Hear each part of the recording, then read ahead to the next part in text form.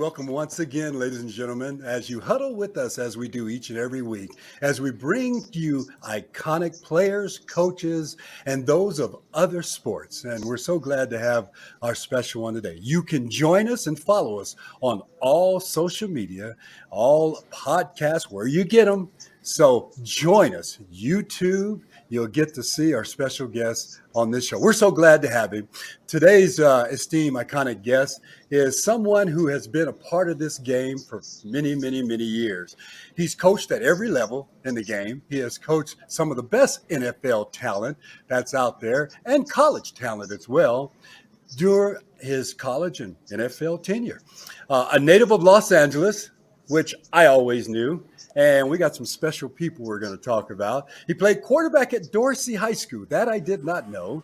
And where he also lettered in basketball. So we got to talk a little bit about that. He started in football at Glendale Community College in 83 and 84, where he earned his associate's degree. He went on to play quarterback at the University of Pacific in the mid-'80s. I remember playing them in Fullerton. We got to talk about Fullerton days, too. Currently the head coach at Grambling State University. Everyone, please welcome our special guest, Mr. Hue Jackson. All right.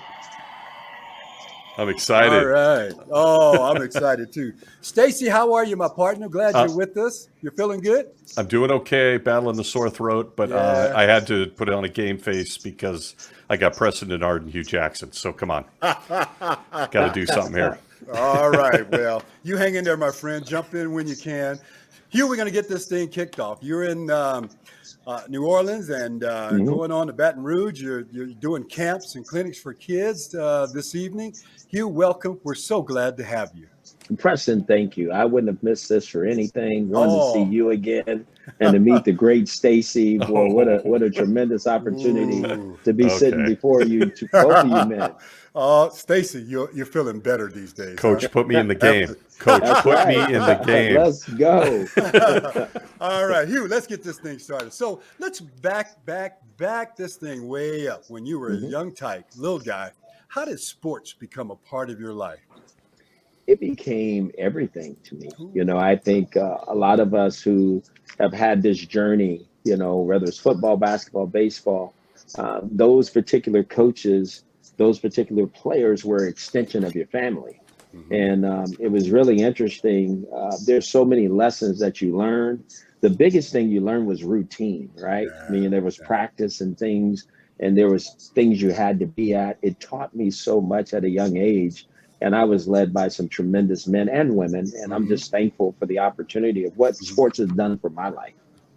Wow. Now, did you play, tell us about sports did you first try football? Was it basketball, baseball? What did you do? The first sport I played was T-ball. I was a T-ball baseball player. Who doesn't? Yeah, and it was really interesting because it just wasn't physical enough for me. And then here came football. You know, I just needed, we need that outlet. We're young men. And again, you're starting to find out who you are. I knew I had a little alpha in me. You know, I also was a cerebral somewhat. But at the same time, I needed that outlet. And, you needed somewhere to let that energy go. And football came on at an early age too, played with the Pee-wees and worked up through the Bantams. And that was at Baldwin Hills Park, and you just keep on going, and so it was tremendous. Well, one of our previous iconic guests happened to be a young man well, Mr. Aaron Cox.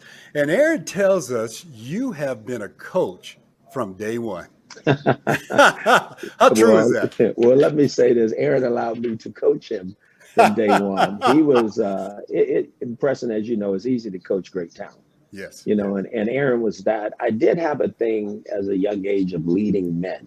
And I knew that. I knew I could go in a room and get people to follow me because I was going to work harder than anybody else. And I was going to have what the plan was going to be when it came to the others. And so I was with a bunch of guys who were very talented and not going to say they needed direction. They just needed somebody to say, let's go do this.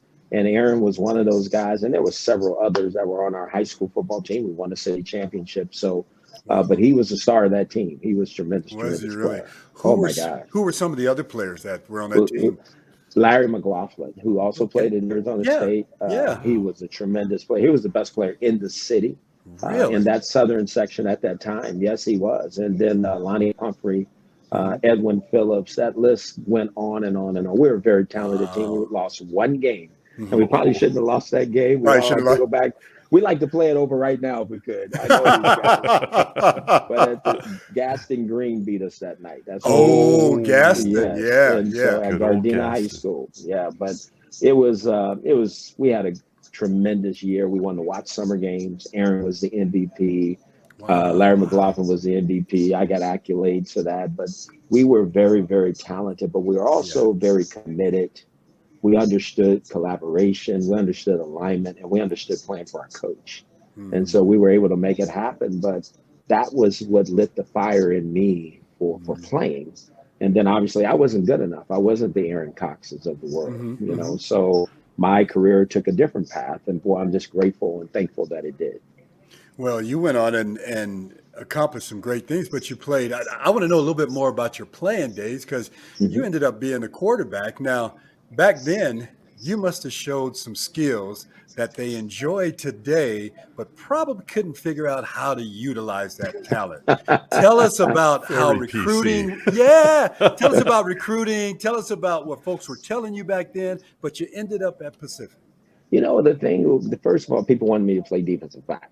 Ah, And I always. wasn't that. Yeah. To me, a defensive back is a lonely, lonely island, you know, Could be. and that wasn't for me. And I wasn't going to be in a leadership position there, you know. Yeah. So I've always been a quarterback. I wanted to play quarterback. University of Pacific offered me the opportunity to do that. Oh. I took it. You know, it was a chance to play Division I football, play against some tremendous teams. We played against Arizona State. Yep. You know, to Yep. play against your best Yep. friend's team, they Mhm. beat us up like something you've never seen before.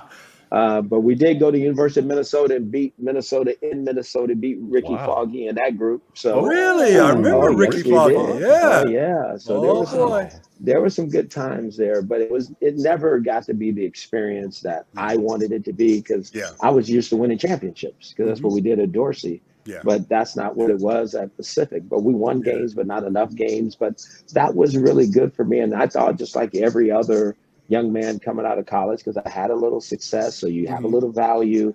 Man, Mhm. I'm going to the National Football League. Boy, Wow. was that not the truth.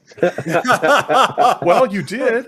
You did. Well, we did a different You way. did. You Yeah. know, Loved Yeah. Yeah. absolutely. So, but but it's really interesting because I was just like any other, Yeah. young African American kid that was coming out of the inner city that thought, boy, I was a really good player, went on to college, became a good player, a quarterback that people kind of knew of. And I go, well, I'm good enough to go play up there too. No, I mean, there's a whole different level of talent Yeah. that it takes to Yeah. play up there. And I respect that, and having now coached it and seen it Mhm. and been in that environment, the great ones are great. And the guys who are aspiring to get up there's lessons in this, and there's levels to this, as people say that you have to go through in order to get there. And but I don't want anybody to kill their dream because you dream for a reason. You should go for it. Oh, I love it. I love it. Back this thing up a little bit. There was a little stint in there, 2 years at Glendale. What was that experience like going through there? That was awesome, And Yeah. again, they look just like the Trojans. That helmet, those jerseys were gold and maroon. I think I'm playing at USC, So it was a great time. We won the conference championship there, but it was a junior college, and I think what people should know, junior colleges were the bridges Yes. for student athletes when maybe you wasn't going to get a scholarship out of high school. Mhm. So you went to a junior college to improve your skill, to work at being a student athlete so that you get that next opportunity to make it to the next rung, to make it to the Division I school or the Division II school, whatever that is. But I was able to capitalize on my experience at Glendale Junior College to make it to the University of Pacific. It's so important that you mention that because I think over all the years, people don't realize how valuable the steps in going through junior college and helping a young man grow or a young lady grow and be able to go to a 4-year institution, a matured athlete with the disciplines necessary at that level. What's unfortunate right now, today, the state of Arizona have no football teams playing in their junior college system, which is very unfortunate because, boy, they were fluent. I remember growing up there, and it was like going to ASU, U of A, NAU games and seeing about just great ball. What would you tell a young high school athlete who is desiring that journey to get to, everybody wants to go to that Division I program, what would you tell them about that journey and how to look at a junior college? I think if your state is playing junior college football, if you don't get that opportunity to go to a Division I school right away, it doesn't mean that you're not good enough. Mm-hmm. It might mean that you need a little bit more skill development. It might mean that maybe you didn't do as well in school, so you need that bridge in order to put yourself in position so you can. There's nothing wrong with junior college football. The thing that's beautiful to me is there's football being played all over the place now. Yeah. We got all these leagues. We got XFL, we got USFL, we got the National Football League, we got college, we got Canadian, we got it all. So nothing now says that you can't play, but hopefully they learn the process, like you said, that it takes to be considered to play on a football team. And I think that is more valuable than anything, because everybody's not cut out to play in a National Football League, but at the same time, you might fit someplace, and that might be just good enough for what you need. All right. Stacy, jump in there, my friend. Great message. I mean, that's just amazing. I mean, as somebody, so I was born in Baldwin Park and kind of grew up watching all you guys because I was one of those guys that wasn't talented enough to do all this. But what do you owe that to, Coach? Like growing up with, I mean, you mentioned Gaston Green and all these other names. Why is there such a rich hotbed? And of course, then you're in college, and we'll get into recruiting and all that. But why do you think there's such a hotbed of talent there? Do you think it's just population? Is there really good coaching in places like Southern California the last 40 years, or has Alabama replaced it? The SEC. What's your opinion on that? I think it's a combination of both. I think when I was coming up, it was a way out, right? I mean, that's what it was. And you wanted to be known for something. I didn't want to be known for being in the gangs and doing things that were not becoming of my family's name. So the majority of the gangsters kept me out of those environments, seeing that, boy, maybe you're going to have a chance to make it as an athlete. And if you do, because you're winning, in Pop Warner, you're winning in high school, maybe it will lead to something for you. So I was able to stay out of that. But the greatest, probably the greatest people who continued to push me to go further and go as far as I could with my parents. At the end of the day, the mom who prayed for you every day but dropped you off on the steps at school, every day before the janitor ever got to school, because she wanted to make sure you were safe. Yes. That picked you up after school, that took you to your practices. It was her, and so I can't thank her enough for what she did for me, because she was my huddle. She was the person who made sure that I stayed on the straight and narrow to be able to do the things that I did. That's amazing. Wow, that is. That's awesome. Do you think, Coach, you mentioned leadership. It's a subject that intrigues me.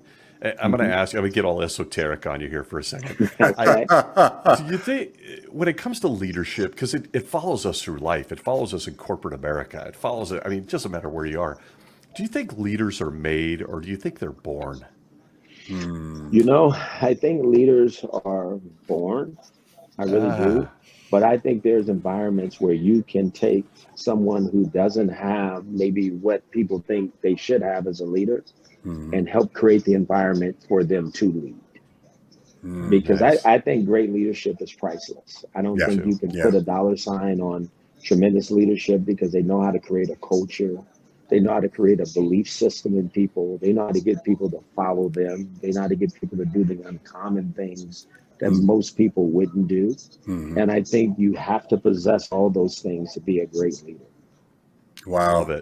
Love it. One of my pet subjects in life. So and listen, coming from you, that's particularly weighty, because you've taken on some big challenges in your career. So I appreciate that. I appreciate that. Wow. Well, I mean, we got to talk about coaching, right? Yep. That's where we're going. I mean, from athlete to, it's fascinating looking back at your timeline. Like, you went right from the huddle, throwing the ball several thousand yards, to coaching the next season at your alma mater. When did you decide that you were going to do that? I mean, did you just lay in bed one night and go, I'm not going to get in the NFL draft or go to Canada. I'm going to stay here and coach these guys. It's really interesting. Bob Cope, who I played for at the University of Pacific, really made the decision for me. Really? And I'll say for this reason, I thought I wanted to be an FBI agent. I had a Oh, guy that was going to could use really, that. yeah, I had a guy that was going to fast track me in the Secret Service, really push me up the ranks pretty quickly. Was going wow. to give me a high paying job, what I thought was high paid, $30,000 at that time would have been high paying to me. And I never forget Bob Coates. He goes, I think you will not be who you can be. I think you're a football Mm. coach. He says, and I want to give you this opportunity to be a graduate assistant. And at the time, there wasn't a whole bunch of them. I was the graduate assistant for offense and defense at the Uh-huh. University of Pacific, and it was overwhelming because you had to do both sides of the ball. You had to learn how to do the splicing of the tape. It wasn't video at that time. Oh, There was so many things, and on top of that, I was substitute teaching to make a Ah. little extra money. oh, And so it started off like that. And after about 4 months, he made me a full-time assistant. Did he Wow. really? And I fell in love with it. And the person who probably ignited the fire in me was John Gruden. We were office John mates. Gruden. Mhm. We were office mates, and it was really interesting because we really didn't get along like that. And because he was played at Dayton, I was a University of Pacific, alumnus, but he was being treated like he was an alumnus, And I'm like, wait a minute, that's not right.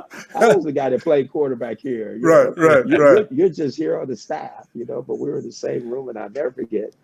And I tell this story all the time, and people are always fascinated by it. He put me on a board one day, and he goes, we drew up a play, and he goes, what do you tell the running back to do? Run to the right. What do you mean what I tell him to do? He goes, what? And I said, run to the right. He goes, no. He goes, Hugh, there's more to it than that. I go, what do you mean? He goes, there's a lot of detail in this coaching thing. He says, if you stay here with me every day and grind with me, I'll teach you everything I know. really? And that's what he did. He didn't just say it, he did it. And when that happened to me, I became more hungry as a football coach. And I left the University of Pacific and went to Cal State Fullerton because I thought I had all the answers. I mean, I had learned so much and I got so excited about wanting to share that information with somebody else. I went home because I was from California and went to University of Cal State Fullerton and worked for Gene Murphy and became his running back coach. And then my career just took off. And that's how it started. Well, Hugh, I got to jump in know here. that. I was waiting on Cal State Fullerton to come up. And I think you know this. Stacy doesn't know this. But you came and coached at Cal State Fullerton after me. My first coaching job was with Gene Murphy. And when he asked me and had me in the meeting with all those guys, Wentworth and Dale Bunn was there and all the guys, and we're sitting in there, and he says, Preston, I need you. You're going to coach my running backs. And I went, what? I'm going to coach who? All these years I've been catching the ball, and I got to teach somebody how to run it. So I got on the phone as quick as I could. I called Cullen Bryant, Wendell Tyler, Eric Dickerson. I called everybody, Lawrence McCutcheon. I called everybody I could think of. Teach me how to coach a running back. And so I did. I coached at Cal State Fullerton, 88, 89. They had some money issues. And then I was last hired. And that next year, I was released. And then they hired Hue. And that was the first time I heard about Hue. And I followed his career from that point on. Tell us about that point on and growing in the coaching ranks. Coaching at Cal State Fullerton was a dream come true because I was back home, right? I was back in Southern California. And I was working for Gene Murphy. We're in that Titan house. Yes, that Titan house. Oh, I painted it. Oh, yeah. And Gene Murphy was a special man. He really was. And what he allowed me to do, again, there's been some real people in my life who helped me move forward, right? And so that's when the World Football League came up, and he allowed me to go coach for the London Monarchs, but still be on the Cal State Fullerton staff. Oh, really? Yeah. So I went in the spring and coached there, and he brought me right back. So we won the World Championship there in the World League, and I came back, and we didn't do so hot, at Fullerton that year. But the fact that he did that for me told me that he cared. Yeah. And then when it came for a chance for me to go and work for Bruce Snyder at Arizona State, he didn't even hesitate. He just said, you got to go. And Wow. most people wouldn't do that, right? I Mhm. mean, I was somebody he gave a lot of responsibility to, but it was a great time, great players, unbelievable program because of him. I mean, Mhm. and to me, he will always be a legend in my life just because of the things he did for me and what he taught me about Mhm. coaching. And I can never, ever forget Gene Murphy. Oh yeah, Wow. Gene was just a wonderful, wonderful guy. And you know what? I might have been the running back coach, but I didn't coach that year. That year Oh, and a yes, half you or 2 did. years. No, let me tell you. Let me tell you why. Because you would have loved to have had the back that I had. Mike Pringle led the nation, outstanding. Is a Special. Hall of Wait, Famer what? in the Canadian Football League. I know it goes. We go back. We're so aligned, Hugh and I, I and did it not was know just this. beautiful. Oh yeah, just outstanding. But I didn't He have to was coach him. phenomenal. Wasn't he? I mean, the only guy I knew that would run every practice play to the end zone. To the end zone. You got to wait And till he it, come Wow. back. and that's the way he played. That's where he played. That's where he played. Wow. Yeah. Mike Pringle, you both. Wait. Every week I learn something new, Hugh, about the guy next to me. I So had don't no let that clue. man fool you. That man was Uh, special. He was a special player, Yeah. special human oh, I being. know. Yeah. It gets no better than him. Oh Yep. man, it It's was one of my beautiful. favorites growing up. Now I get to hang out with him. It's super fun. Um, that's unbelievable. And to find out that you're, I mean, I don't know, is it safe to say kind of part of that John Gruden by, I don't know, coaching tree that now seems to be a complete situation in the NFL with the Oh yeah. Grudens and the LaFleurs and of course our guy McVay. And Okay, Mhm. yes. I mean, wow, Hugh, I had no idea you had a relationship with John Gruden. Oh yeah. No. Matter of fact, and his brother. So I was on the Yeah, staff with his brother at the Bengals when his brother of was the course. Oh offensive yeah. Yeah. coordinator. So Mhm. I Yep. replaced his brother as the offensive coordinator in Remember that. Cincinnati. Remember So that. no, I know them both great football coaches in their own rights. And Mhm. John would have gone down as one of the best ever. Obviously Yeah. the situation in Oakland is what it was. Las Vegas, I should say. Yeah. Mhm. Mhm. But at the same time, I mean, I just know what kind of football coach he is and man he is because I spent so much time with him. And again, tremendous man. Well, people say that about you too. At least from where I'm more in the fan side of this little show, Mhm. but people think that of you. You've had some challenging stuff. You've had a lot of success. I mean, the whole Bengals experience, and you also going back even earlier to we didn't even talk about USC, but USC. you kind of had a hand in bringing Carson to USC, right? And then you Yeah, end up yes, I did. coaching him. Yeah. Yeah, Wow. no, that was interesting. In my time as a college coach, I was able to recruit 2 Heisman Trophy winners. Mhm. Yeah. And Carson Palmer and Matt Leinart. So Oh, Matt that Leinart. That's right. yeah, so Oh, that that's was right. great. Yeah, that was a great time. And then, like you said, helping Marvin pick Carson because of the relationship I had with Carson, bringing him to Cincinnati, and then being on that staff when he was just starting out and watching us, win the conference and get to the playoffs, and he get hurt. If he didn't get hurt that Yeah. year, we think we would have won it all. There's no question. Wow. He was playing extremely well, and so. But everything happens for a reason, but Mhm. my journey has been. I'm so grateful and thankful for all the good, the bad, all of it that I've Yeah. been through. I'm able to pass it back now, and that's what I try to do and help coaches and players and create environments for people to be the best they can be, and that's truly what it's all about. You know what, Incredible. Hugh? That is, yeah, that's just outstanding. I want to go a place where what you are talking about, I want to find out how did you engage? And I know you talked about the Grudens and all of that, but being an African American coach, coming from where you came from the bootstraps, pulling yourself up through the ranks, somewhere you had to be challenged because of the Mm. color of your skin. What were Oh yeah, some of those challenges? so many of them. Where do you Yes, want me to start? I know, No, I Oh, know. this is no, there good. was a lot. I mean, just to put some content around it. If you look in the National Football League, I don't know what year number this is in the league. I think I lost track once I really got out of it. I think it's 106, the 106-year history Hmm. of the league. I think there's only been 28 or 29 minority head coaches in the Yeah. history of the league, Oh, and I did it twice. yes. And to Yeah. me, that says a lot.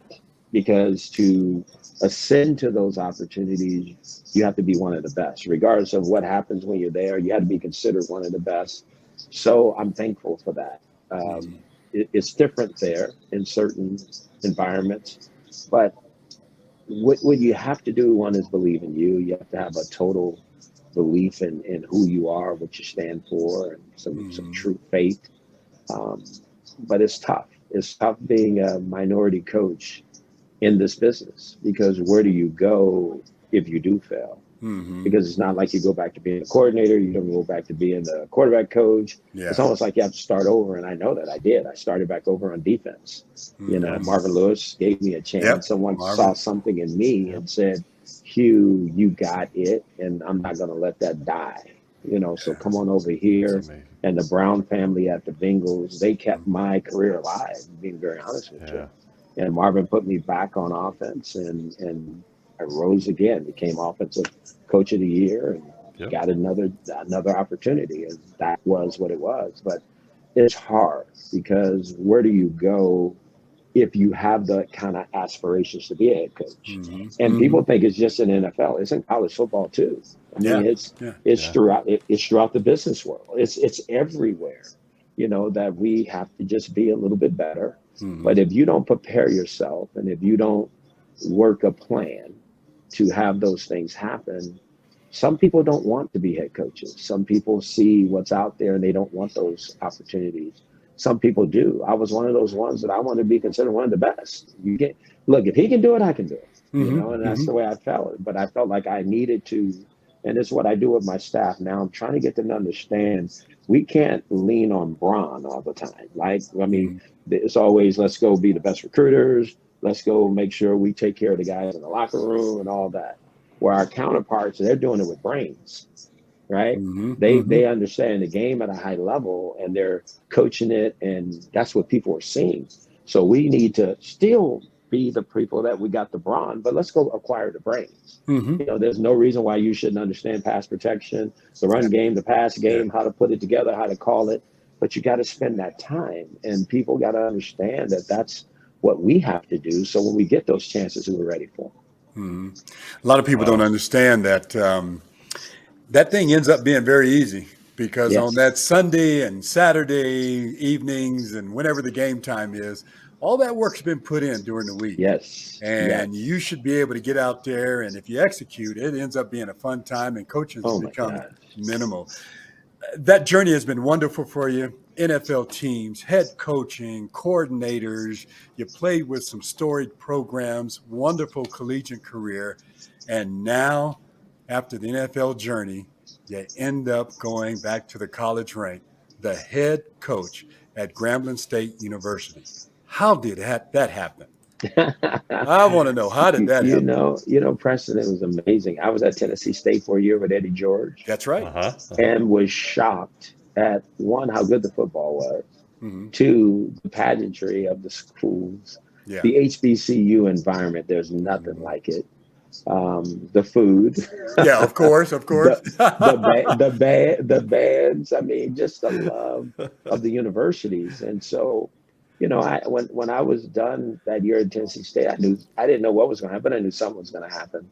And I had some other opportunities, some other places, but we're talking about Grambling. This is where Eddie G. Robinson was. One of the greatest coaches in the history. They made movies about this man. They made movies about this program. And there's 4 Hall of Famers that played on this campus. That's more than some of these PWI schools that people are talking about right now have. And one of them I worked with. I worked with Willie Brown, you know, and I know Charlie Joyner. And I'm saying to myself, wait a minute. And then we talk about the great Doug Williams. We're talking about the great Shaq Harris, who I had relationships with. What do you talk? Why not Grambling? You know? And so if I can walk out of this opportunity someday, because I will, re-establishing the legacy of what Grambling State football was, and it becomes a turnkey program, then I feel like I did my job, you know? And so that's what I'm chasing. And I don't think I could have went anywhere else and had a bigger impact than what I think I'm having right now, because I'm able to bring new ideas and there are more high level NFL ideas into a program that Right. probably wouldn't have seen it that way, and so we're doing things at a higher level. We're getting better resources. We're making this experience for the student athlete better than what it's ever been. And to me, that's greater than a lot of things I could do a lot of different places. And it's not about money.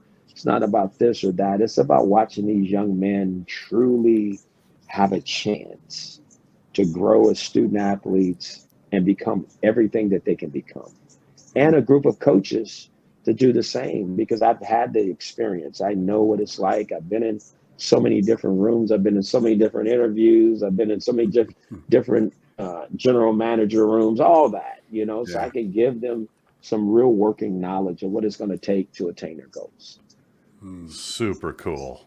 Super Yeah, cool. really And there's cool. been such a spotlight on that with what Dion's doing. Yes. And, yourself and some of the players coming out of those schools.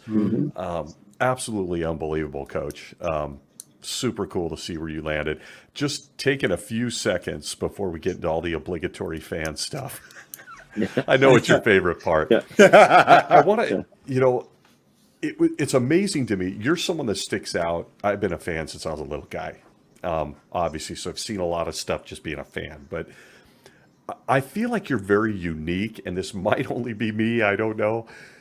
In that we got to see you on a world stage, and I'm sorry, in a world with the internet and ESPN and NFL Network. It's like, I don't know how you guys do it some days as an introvert at heart, but we got to see you on a world stage deal with adversity that I still can't even define. Like, and again, keeping it high board, because you're a high board person, but looking at the Oakland Raiders situation, losing an iconic owner, and the way you rallied that team, I think over the last 10, people look at that and go, that was amazing. Also, I think felt like you should have been there a lot longer based on what you did there. What did you pull out of that experience? Because I marveled at, I'm a Rams fan, but I grew up right near Oakland, so I kind of watch the Raiders. What did you pull out of that experience? Because that was remarkable, particularly what you did when Al Davis passed away. Like, I don't know if our listeners are going to remember what I'm talking about. Like, you really, yeah, okay. Well, people, let's just be very transparent. People thought I lost. People thought I lost it, because people thought I was running the organization, and that wasn't the case. No. What I was doing was coaching my football team through a very tough time, because Al Davis was the Raiders and is the Raiders. Yes. And I think people don't understand that nobody passed it down to me and said, Hugh, you're the general manager, you're making all the decisions. But there was a void of leadership that people didn't know that existed in a vacuum someplace else, and it wasn't me. So where else do you put it? Where's Hugh that's doing this? And I wasn't. But the effect of losing Al Davis probably hurt our football team, because what people didn't know, Al Davis wasn't just the general manager or the owner. He was also the defensive coordinator. And that's what people didn't know. That's wild. But I was his head coach. When he hired me, he said, Hugh, you're going to call the offense. You're going to run the team, baby. But I'm going to run the defense. And I go, fascinating. I get it. And that's what it was. And people, it's really a little tidbit, and you can go check it. So the year before, I think we were in the top 10 in defense. Yeah. That year after, when Al died, we were 30th in defense. Yeah, I looked it up. And we were still in the top 10 in offense. So we were on our way, baby. We were about to do just what he wanted to do. But to the day he died, that man made an unbelievable impact on me, my life, my family. Just Al Davis was so good to me that I just don't even know how to describe it. But I don't know why, because everybody said, every coach, you and him are not going to get along. It's not going to be good because of where he is. And I felt that after the first practice we had. Did you? Oh my God, give you the story. So he hired me. He first told me I didn't have to report to the head coach. I go, that's not going to work. I go, Tom K was the head coach. We worked together at State Fullerton. I go, so that's not going to work, Al. I go, so I'm not going to do this job. People don't know, he first wanted me to be his general manager. Oh, He never wanted to hire me to be his coach. really? Really? Me and his first conversation, and people need to, a lot of people who know Al know this, Al never says bye when he gets off the phone. He just hangs up. So he told me, he said, Hugh, you don't understand my structure. I go, Al, I know nothing about being a GM. I'm a football coach. I go, and that's if you have an offensive coordinator position open, I want to be able to create an offense, call the plays, coach the quarterback, and do that. He says, okay, bump, hung up the phone. I thought it was Oh my God. over. I said, I'm going to Chicago to become the coordinator of the Chicago Bears with Lovie Smith. He called back Wow. that night and said, no. He goes, I tell you what, you can be a coordinator, call the plays, but you report to nobody but me. And I said, Al, that won't work. Wow. And he says, well, Fascinating. I'm responsible. You're responsible for making sure you get what I need. And I go, okay, because I interviewed with him. I interviewed with this man for 6 hours. Wow. Whoa. Al Good Davis grief. he knew football. Yeah. He knew Wow. football more so than anybody ever thought. So we made the decision. I became the coordinator. And I'll never forget our first OTA practice. And Preston, you know what OTA practices are. Mm. I went in, and again, I came from a background of counter and gap and those, and that's what he wanted. But they were a zone team at the time. Ah, yeah. You know, everybody was in the zone world, and they had little success. We had Darren McFadden and Mhm. Michael Bush and Marcel Reese and all these guys. And so I'll never forget the first practice.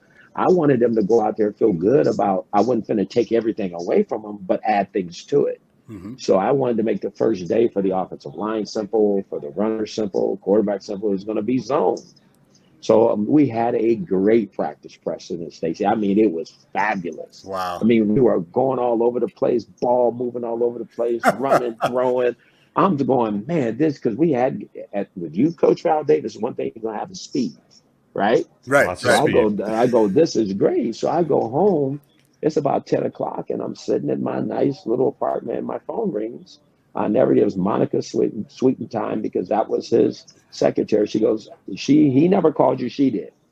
She says, Okay. Al wants to speak to you. I said, oh, okay, man. He got me fired up about today's practice. He goes, Hue Jackson. He goes, what the F are you doing? Oh man. Day I one. said, this is the first time. I'm like, huh? Wow. He said, I didn't hire you to run the freaking zone scheme. I hire you because you run gap and power and double teams Oh and my off goodness. tackle. I'm like, Coach, it's coming. He says, coming, click. Click. And hangs up. Oh. Stacy and Preston, I got in my car that night. I drove back to the facility. I changed the installation from that day on. Did you? Yes, Okay. I did. Ah, Wow. That is the only time I ever had an incident with Al Davis. That's day that's one. No pressure. Well, listen, I'm going to say something. You get away with anything when you're just a fan. Um, I don't think that franchise has recovered from when you left. No, I'm Well, dead serious. I it think, like, was I'm even watching this today, what's going on there with the quarter, and I'm going, same stuff, another year. I don't think they recovered from your time there and how that went down. Stacy. We had it going, and Yeah. what we had for the first time, and people can check this. We had a city that was behind us. Oh, they love Mhm. you. Crime Right. had dropped in Oakland. Wow. Yeah. People were going to the games. Yeah. They were excited because we were playing a different brand of football. It was to be in the stadium during that time. Even the games we lost, they were electric. Yeah. Yeah. I mean, you could just feel it. You felt like you were going to win every game just because of the way the fans believed and Yep. what they thought. So it was phenomenal. But it was a great, great time. I agree, man. Wow. All of my closest friends are Raiders fans. I'm the weirdo Rams fan. Actually, I'm the right one, but I'm always kind of directly connected to the Raiders because I also grew up a few miles away. Uh-huh. Yeah. Something's never been the same, and I could say that because I'm a nobody. But Coach, amazing job, and amazing job the way you handled Al's passing too, Mhm. and all of that stuff that came Ce- after you. Yeah. Celebrate his birthday every year, July 4th. How can you That's Oh, not, neat. wow. Really? Okay. oh yeah, I know what it Outstanding. is, and it's important to me because Al Davis was not just about football. Yeah. We talked about Luther Vandross. We talked about Al Oh, Green. We talked really? about, Oh, my oh God. yeah, we talked. That's who Al Davis was. We talked about his love for the Yankees and his love for the Mhm. Dodgers and how he created his team in those images. Because when he grew Wow. up as a young Interesting. man, he's seen the Yankees and they were big and powerful. And then he's seen the Dodgers and they were Mhm. fast and athletic. And so he wanted big, fast, and athletic. That's what Al Davis, that's who he was. And Wow. that's what That's, I think, that's what I think they've gotten away from, in my wow. I opinion. do too. Yeah. They're Yeah. not, the Raiders' mystique was they were going to be big and physical and they were going to be fast. Yep. And that's just changed a little bit. But it was Agreed. going to change when you don't have him Right. as the leader of it all. It Yep. was going to change. Yep. Now I know why Al did not return my call, because I was not big Come and on, I was come not on, fast. Preston. No, I got to tell you, and we're Too getting humble. close to our time. But I remember we were playing the Raiders. This might have been '83. I'm not sure, but in the Coliseum, and a hell of a game. I mean, I think Mhm. we all scored over 35 points or something, Oh 38, yeah, 35. Marcus Allen running all over the place. Wendell Tyler's running all over the place. I'm having a hell of a Wendell. game. But at pregame, we're stretching, and I'm at the 50-yard line stretching. You know, both teams are out there, and Al's coming close, and I get his attention. I said, Al, I don't know if I'm going to be here after this 6th year, but boy, it would be nice to be a Raider. Al turns and looks at me, and he turns back with those glasses hanging. That's right. All he does is smile, and he just walks on. I knew That's then Al. that's Al, right? Oh my gosh, how ironic! You know, Amazing. I just look back. There's so much to your journey and your career, and I know the time's growing late, and we got to get to our 2-minute drill. But there's one thing I do want to ask, and that is, I've always thought in the entire NFL, and at the time it was 28 teams, that the Raiders were just different. Yeah. You know, just win, Yeah. baby, just the black and silver and all of that. They looked like the stepchild. They had these issues with the league. Just something is just renegade about the whole thing. But the way you expressed that program and that organization and the love Al had for his players, as tough as he was, it just separates them from everybody else. Is that true to say? Preston, there is no question. I couldn't have said it any better. Okay. The Raiders were powerful, but they were powerful because of the man who was running the team. Wow. There you He go. believed in his vision. He believed in what he was selling, and there was nothing better. And Mhm. he loved those players. Wow. What people didn't know, I never forget. I was trying to get him to bring them all back. I'll Mhm. never forget this. And I said, Al, I want to have a reunion of any player that's late for Rare want to come back. He goes, baby, Hugh, why? Why would you want to do that? I said, because Al, we need to bring him back, get him back together. He goes, oh, shucks. Oh, baby, bring me the list. I'll tell you who can and who can't come. I go, why? I go, why? He goes, you don't understand. I go, what do you mean I don't understand? Well, you know what it was? He was still paying them all. Oh, And wow. he was scared they were going to get in the room and one was going to find out that he was But making a little bit more he's than the making a little more. other. He's making more. Then here comes a fight. Yep. That's what it was.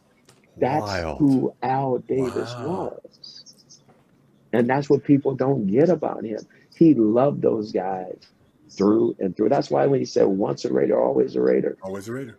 that's who he was. That's what he believed. It's And still if he true. loved Wow. you, he loved you. If he didn't like you, he did not like you. I promise you that. That's just who he Wow. was.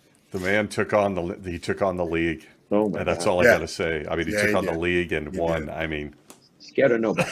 Mm. That's balls. I mean, Oh, that's yeah. just no fear. So many things we could ask, right, Preston? I do Yeah. want to say one kudos. You don't have to say a word, Coach. Mhm. I've seen you deal with adversity, as we've talked about here, and I've long admired you. So it's so fun to meet you.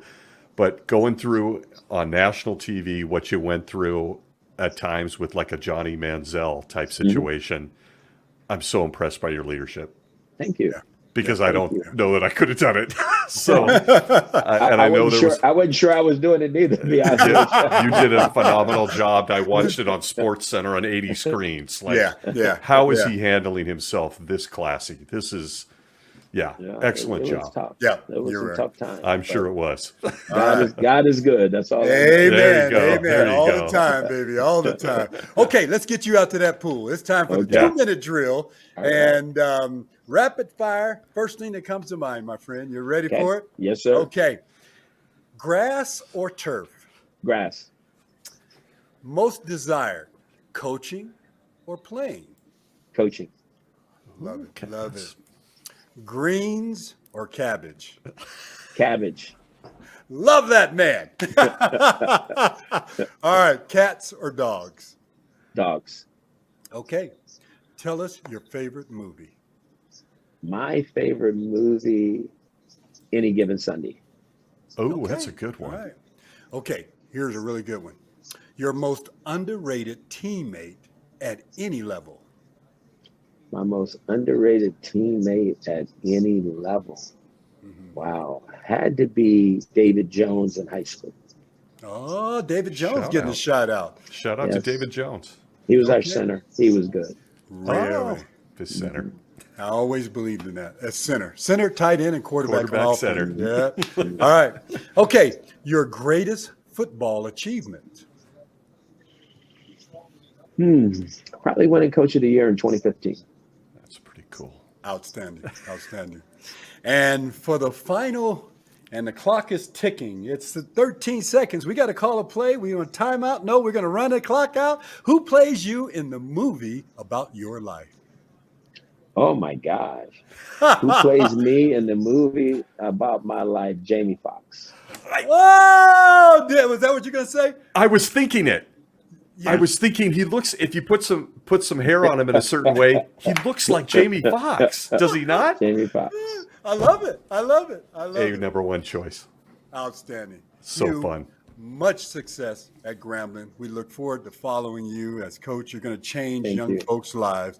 Please tell George hello for me. I sure will. I You haven't got visited it. with him in a while, but just say hello and man, sure wish will. you all the luck in the world. Thank you And so much. so glad you could join us. Thank you. Stacy, take us home, brother. This has been a pleasure and a thrill for me. The iconic Hue Jackson, coach, former quarterback. Thank you for joining us. Folks, go follow Grambling State Yes. this year. This is the other day we play football in this country. Let's go support these young athletes. This is absolutely awesome, Coach. So follow us, Gridiron Icon, everywhere you might think, YouTube, all the podcast platforms. You can find us on Instagram, Twitter, and the coach as well. Again, huge thanks to my partner in crime, the great Preston Denard. Yes, sir. And even bigger thanks and a thrill of a lifetime for me meeting the great Hue Jackson. Hue Jackson. We will see you all next week. Take care. Yes. Thank you, Coach. Thank you.